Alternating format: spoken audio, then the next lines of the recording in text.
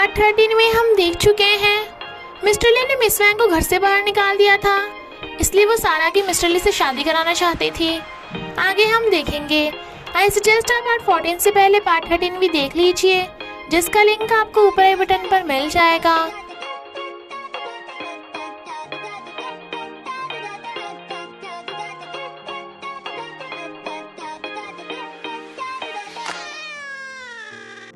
अगर आपको मेरी वीडियोस अच्छी लगती है तो लाइक और शेयर करना, और हाँ, कमेंट कर ज़रूर बताना। और ऐसी ही नई नई लेटेस्ट वीडियोस देखने के लिए हमारे चैनल को सब्सक्राइब भी कर देना। पार्ट 14 में हम देखते हैं सारा की मॉम कहती है मिस्टर ली का पोपट बनाकर उससे शादी करना तो गलत बात है। सारा कहती है नहीं, मैं मिस्टर ली से ही शादी करूंगी। इधर मिस्टर ली मिस वैंग का बैग बाहर फेंकने लगा था तो दान रोकने लगती है कि मिस वैंग बच्चों की ग्रैंडमा है और बच्चे सैड होंगे, तो अगर मिस वैंग खुद जाना चाहती हैं तो वो बच्चों को गुड बाय करके जाएंगी। मिस्टर ली कहता है तुम बच्चों की ट्यूटर हो, मेरी नहीं, आई बड़ी मुझे सिखाने वाली, और गुस्सा होकर चला जाता है। दान कहती है क्या ये पहले से इतना खड़ूस था? मिस्टर ली सोचता है ये सुंदर लड़की कौन है, मुझे ऐसे क्यों देख रही है, क्या ये मेरी वजह से रो रही है? सारा भाग के जब मिस्टर ली को हक कर लेती है, थैंक यू जिंदा वापस आने के लिए। वो कहता है तुम कौन हो? तो कहती है मैं सारा हूँ, अगर तुम्हें कुछ हो जाता तो मैं भी मर जाती। अच्छा हो तुम सही सलामत हो। मिस्टर ली कहता है तुम ऐसे क्यों बोल रही हो, क्या हम पहले लवर्स थे? वो कहती है हाँ, पर क्या तुम्हें याद नहीं है, हम तो शादी करने वाले थे। और रोने लगती है। वो सॉरी बोलता है तो कहती है मैं बस तुम्हारे साथ रहना चाहती हूँ ताकि तुम्हारी याददाश्त वापस ला सकूं, और उसे हक कर लेती है। मिस्टर ली सोचता है मैं इतनी सुंदर और अच्छी लड़की को डेट कर रहा था, ये मजा आ गया, और खुद भी उसे हक कर लेता है। सारा फिर बताती है कि भले ही अभी हमारी शादी नहीं हुई थी, पर पिछले 5 सालों से इस घर के सारे काम मैं ही हैंडल करती थी। वो पूछता है मैं तुम्हें क्या बोलता था? तो वो बताती है कि तुम सबके सामने तो मुझे सारा ही बोलते थे, और जब हम अकेले में होते थे तो तुम मुझे डार्लिंग बोलते हो। वो कहता है अभी हम अकेले हैं तो डार्लिंग? सारा हंसती है और बताती है कि तुम मिस वैंग को हर महीने पॉकेट मनी देते हो। वो कहता है क्या, मैं उस बुढ़िया को इतने सारे पैसे क्यों दूंगा, और मैंने उसे इस घर में क्यों रख रखा है? सारा उसका हाथ पकड़ के कहती है हमारी शादी होने वाली है, तुम पहले जैसे मेरी बात मानते थे बिल्कुल वैसे मुझ पे भरोसा रखो। वो कहता है क्या चाहिए तुम्हें? सारा मिस वैंग को बताती है कि मिस्टर ली ने मिस वैंग को यहाँ रहने की इजाजत दे दी, पर तुम्हें मिस्टर ली की नजरों से दूर रहना होगा। मिस वैंग तो बड़ा खुश होती है कि उसका प्लान काम कर रहा है, पर क्या तूने मेरी तिजोरी की महंगी चीजों के बारे में पूछा? वो कहती है नहीं, अभी टाइम नहीं मिला। पर अगर मिस्टर ली की याददाश्त वापस आ गई तो हमारा क्या होगा? मिस वैंग कहती है तुझे उसकी याददाश्त वापस आने से पहले शादी कर लेनी है। और फिर मेड और दानन को बताती है कि मिस्टर ली और सारा ने एक्स वाइफ की डेथ के 2 साल बाद शादी करने का प्रॉमिस किया था और एंगेजमेंट कर ली थी, पर उन्होंने बच्चों को नहीं बताया और दोनों में थोड़ी लड़ाई हो गई, इसलिए सारा ने जॉब छोड़ दी थी, पर अब उनकी शादी होगी। दानन हैरान थी। एना कहती है पर ये कैसे हो सकता है, मुझे तो मिस्टर ली ने इस बारे में कभी नहीं बताया। मिस वैंग कहती है क्योंकि तुम इस घर की मेंबर नहीं हो ना, तुम स्ट्रेंजर हो। दानन कहती है ये कैसे हो सकता है, अगर मिस्टर ली ने सारा से एंगेजमेंट कर रखी है तो क्या उसने मुझे धोखा दिया, वो 2 टाइमर है? नहीं, वो ऐसा नहीं कर सकता। और सारा को बात करने बुलाती है कि मिस्टर ली ने एंगेजमेंट की बात पहले तो कभी नहीं बताई, और तुम पहले से चुप थी तो अचानक से शादी की बात क्यों कर रही हो, और तुम जॉब छोड़ के क्यों गई थी? सारा कहती है इतने सारे सवाल पूछ रही हो, तुम क्या डिटेक्टिव हो? अरे मैं बता ही देती हूँ, क्योंकि मैं और मिस्टर ली बहुत टाइम से एक दूसरे को लाइक करते हैं, पर बच्चों की वजह से मिस्टर ली ने शादी पोस्टपोन कर दी थी, इसलिए हमें थोड़ा सा झगड़ा हो गया था, पर अब सब ठीक है, इसलिए मैं शादी करना चाहती हूँ, प्लीज तुम बच्चों को मना लेना। दानन रोती हुई भाग जाती है कि मिस्टर ली ने मुझे धोखा क्यों दिया। फ्रेंड्स प्लीज वीडियो को लाइक, शेयर और सब्सक्राइब भी कर दिया करो। सियोजंग मजे कर रहा था तो सारा भाग के जा उसे हक कर लेती है। पता है मैंने तुम्हें कितना मिस किया। वो कहता है छोड़ो, मुझे सांस भी नहीं आ रहा। वो कहती है सॉरी, अब मैं वापस आ गई हूँ ना, तो हम हर रोज मिलेंगे। सियोजंग हाँ करके खेलने लगता है तो कहती है मैं वापस आई हूँ तो तुम्हारी एक बात मानूंगी, बताओ तुम्हें क्या करना है? वो कहता है सच में? तो गेम खेलने चले? सारा हाँ करती है तो सियोजंग बड़ा खुश होता है और उसके साथ चला जाता है।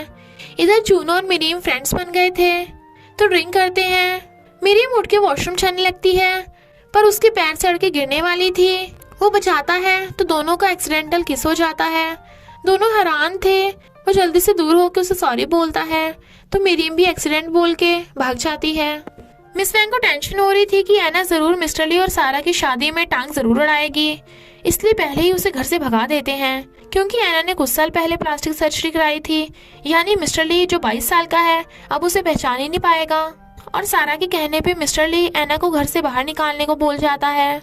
मिस वैंग बड़ा खुश होती है कि चलो एना नाम की बला तो टल गई। सारा मिस्टर ली की झूठी मूठी तारीफें करती है और वो भी उसकी बातों में आके हवा में उछल रहा था।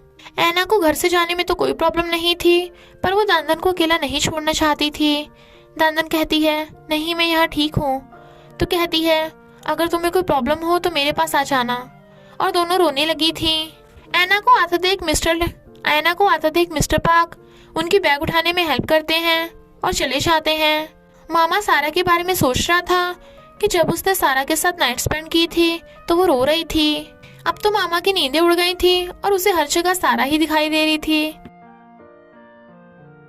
मॉर्निंग में दानदन सियोजंग को स्कूल छोड़ने जा रही थी तो सारा कहती है मैं और मिस्टर ली गोल्फ खेलने जा रहे हैं तो तुम बच्चों का ख्याल रखना। दानदन हाँ कर देती है। सियोजंग कहता है डैडी, तो वो हेलो करता है। मेट कहती है मिस्टर ली तुम तो बिल्कुल कॉलेज स्टूडेंट लग रहे हो। सारा कहती है जब हम जा ही रहे हैं तो रास्ते में सियोजंग को स्कूल भी छोड़ते जाएंगे, है ना मिस्टर ली? मिस्टर ली कहता है ऑफ कोर्स, सियोजंग मेरा बेटा है और उसे हक करता है तो सियोजंग भी बड़ा खुश होता है। तो सारा उनके साथ चली जाती है। मेट कहती है ये तीनों साथ में कितने अच्छे लग रहे हैं। तो दानदन सैड होती है। मिस्टर ली रास्ते में सियोजंग के साथ गेम खेल रहा था तो सारा सोचती है काश हम तीनों ऐसे ही साथ रहें और मिस्टर ली की याददाश्त कभी वापस ना आए। सारा की मॉम चुराए हुए सामान को छुपाने के लिए जगह ढूंढ रही थी और किचन के ऊपर वाले ड्रॉर में छुपाने लगती है पर मीसू के आने की आवाज सुन डर जाती है। तो कहती है मैं तो बस सफाई कर रही थी, हमें यहाँ से जाना है ना। मीसू बताती है कि तुम यहाँ 1 साल और रह सकती हो क्योंकि मेरे भाई ने यहाँ रहने से मना कर दिया।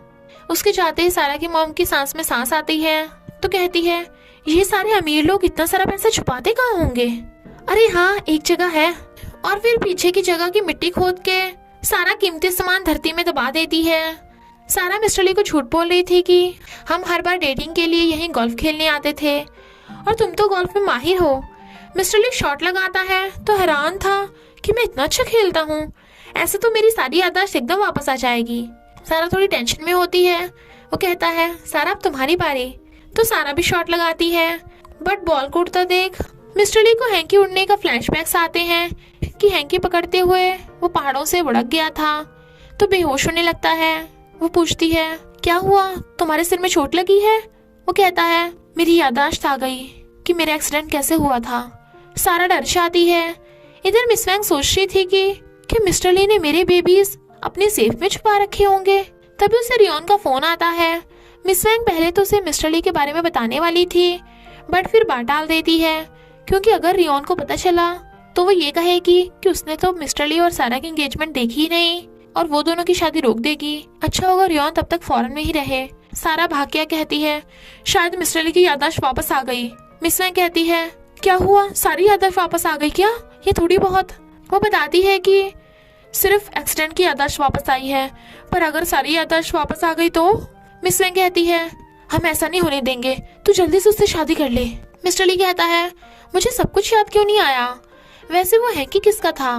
मिस वैंग उसके ऑफिस में आती है तो कहता है बुढ़िया तुझे सुनाई नहीं जाता क्या, मेरे सामने क्यों आई, चल फुट ले यहाँ से। मिस वैंग कहती है ऐसा नहीं है, एक्सीडेंट से पहले तू मुझसे हर जरूरी बात शेयर करता था।